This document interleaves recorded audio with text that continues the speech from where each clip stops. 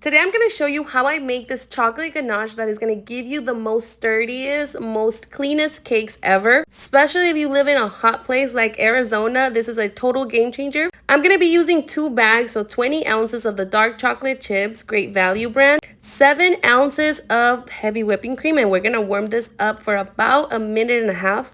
Once it's steamy and you see those little bubbles, you're going to put this on top of the chocolate chips and let it rest for 3 minutes. Don't touch it, just leave it alone. This way the chocolate chips will be melted slowly and it'll give you a silky finish. After the 3 minutes, we can start mixing this around. The chocolate chips are going to be melted. Using dark chocolate chips will give you the most sturdiest ganache, especially compared to milk chocolate and white chocolate. So this is perfect if you're going to be traveling far, if you live in a hot, humid area. This is going to completely change the game for you guys because it is so stable.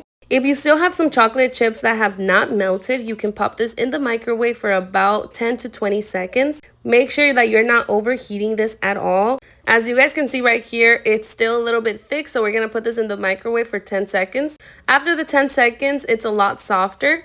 If it's still too thick, you can do 5 to 10 seconds more. Make sure you guys are not going over that because we don't want to burn this chocolate. Now that the chocolate ganache is ready, you can cover this, put a plastic wrap, make sure that it's touching the ganache so there's no crust forming.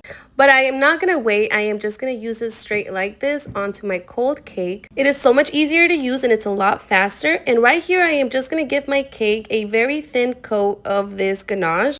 Right here, we are just crumb coating. It doesn't have to be perfect. We're just going to spread this chocolate around. I did a thick rim of buttercream right here, and then the filling is cajeta. This amount of ganache covered an 8-inch cake. I spent about $11 on the 2 bags of chocolate plus the heavy cream. So yes, that's a little bit extra, you guys, but it's totally worth it if you want to have a super sturdy cake. Now, this is what it looks like after the first layer. I am going to be doing a second layer. And as you guys can see, this chocolate is still a little bit thick. We're going to pop this in the microwave for 10 seconds. And then we're going to continue covering this cake. And I'm going to do a thin coat of ganache once again. We're going to cover this cake. And then we're going to pop it in the fridge for another 10 to 20 minutes.